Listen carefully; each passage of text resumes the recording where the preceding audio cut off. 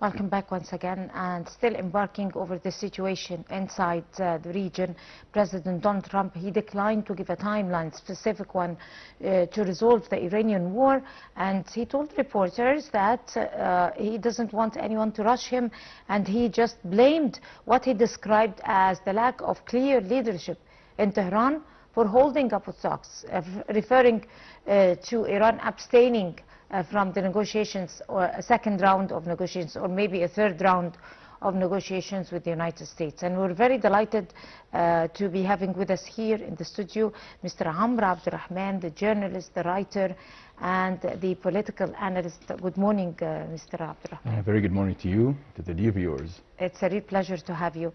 So, Thank you. With those tensions escalating day after day, how close are we to probably a rational, direct, full-scale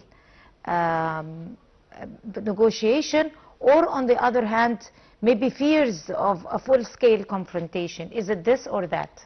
Well, how can we expect rational behavior from an irrational leadership like the American? We expect rational justice from God. That's exactly what I'm expecting, hopefully and eventually.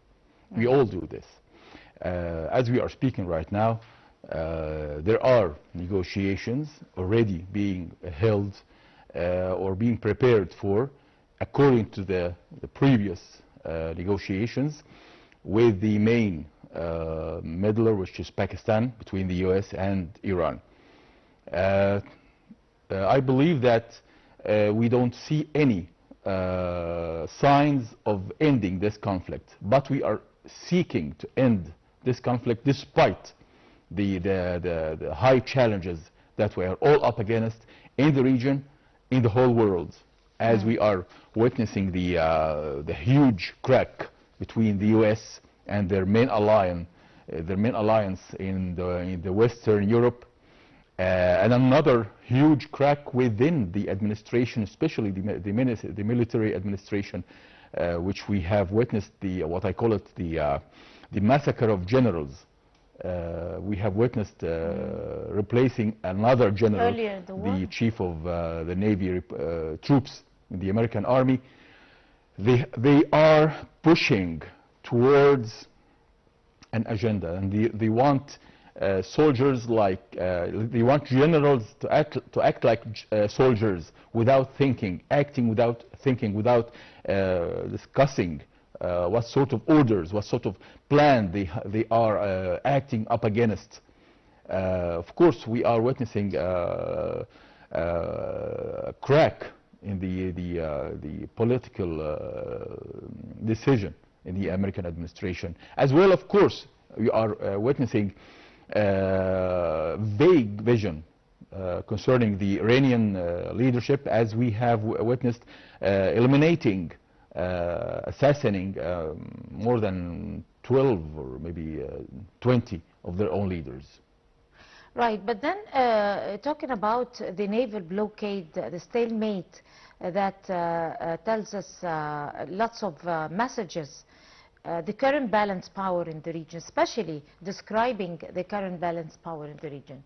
This blockade right now, probably it also predicts the future. Well, of course. I believe that that blockade is not helping anything. It's just delaying the final solution for this crisis.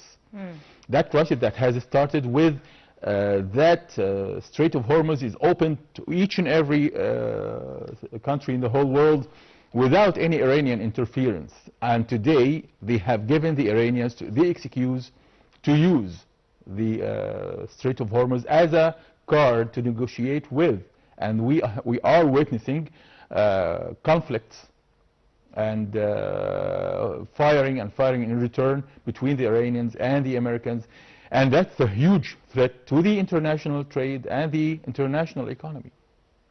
But people are observing, I mean political and economic analysts who are observing the situation from the beginning, from the very start of this war, are trying to find out a reason or a target or probably a situation that could be, they could build their analysis on. Like, for example, was the target, or is the debate or the crisis over the Hormuz Strait because it was not in negotiations?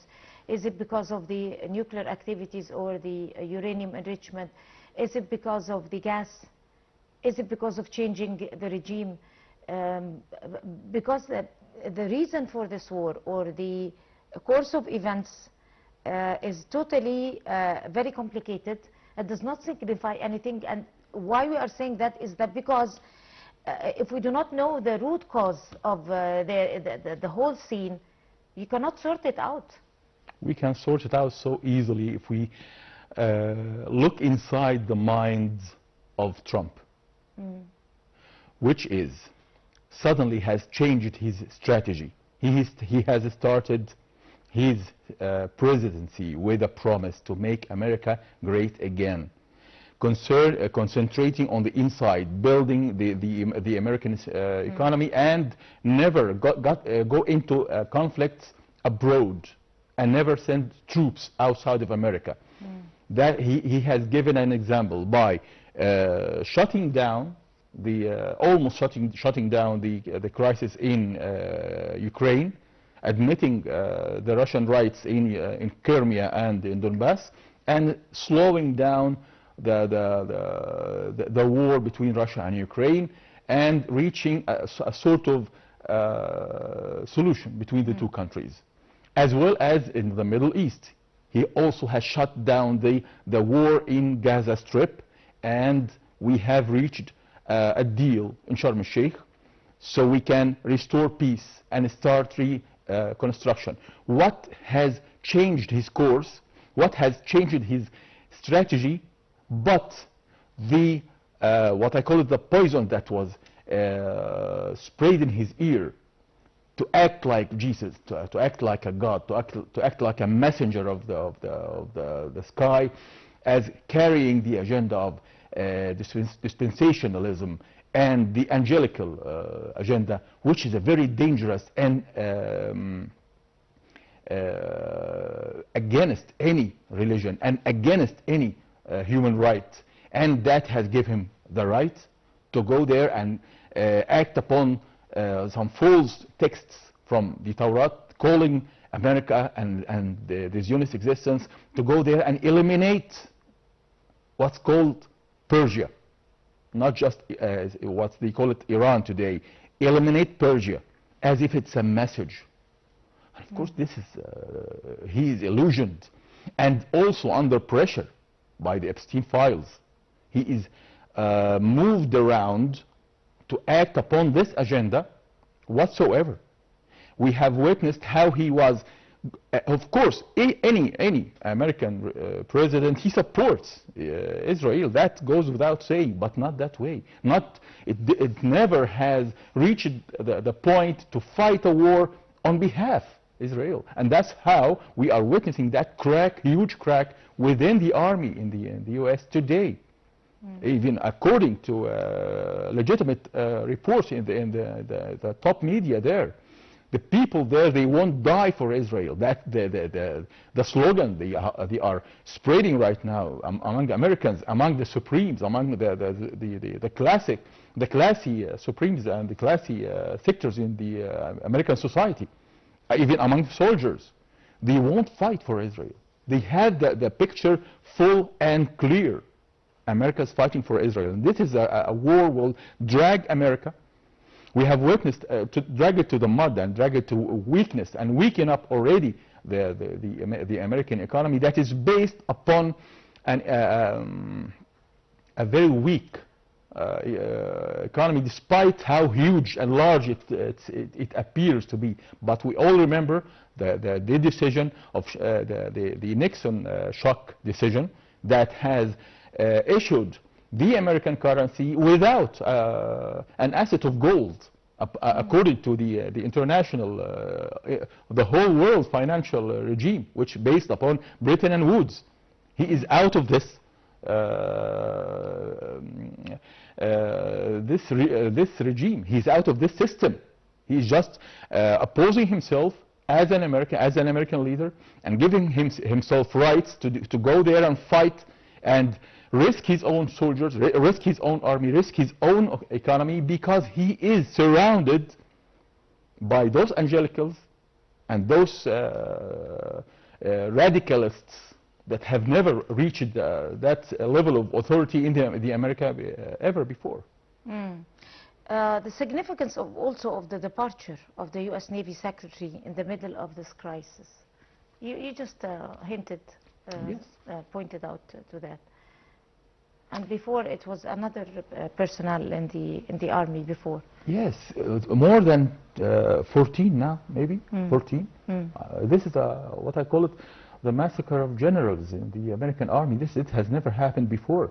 We have all witnessed the announced statements by the Ministry of War, as we have changed the name from State of Defense into State of War or Ministry of War, and he is rising up the flags of crusades, wars. What is this? What have we witnessed in the whole world to see such crisis, to see such attitudes and behavior that is threatening the stability in the whole world?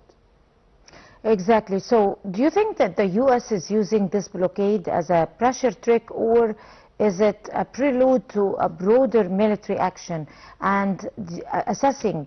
Of course, we're not strategic analysts, but assessing, I mean, normally speaking, assessing this blockade and its efficiency. Do you think it's qualifying it, or is it worth it to spend more dollars on this military, I mean, the naval and the blockade, or just it doesn't have any reason and they should continue the way before, even if they are going to continue the war? They are trying, he is being pushed. The president of the U.S. is being pushed to continue the war, despite he doesn't want it, and despite the both parties, the Democrats and the Republicans in America, most of them, they don't want that war, except for, of course, those who are supporting Israel to the last soldier of the United States of America. And that's the only card he's playing right now. He is delaying the truce and extending the truce until he finds more weapons, finds more ammunition, finds more way to continue the war somehow, unless there is a power can stop him, even diplomatically, even by economical pressure, like the Russians and the Chinese. Those are countries like North Korea. All of those powers are against the aggression against Iran, because not just because they are supporting Iran, they are supporting the world peace, the world stability. Even the Americans don't want this war. The Europeans, as I have mentioned, there is a huge crack between Europe and America for the very first time since the World War II. The strategic waterways like the Strait of Hormuz, does it act as a means to contain the conflict, or escalated more? Escalated, of course. It goes without saying. Of course.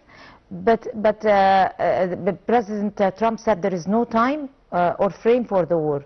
What does that indicate? Because he doesn't control the decision. Or is it another maneuver?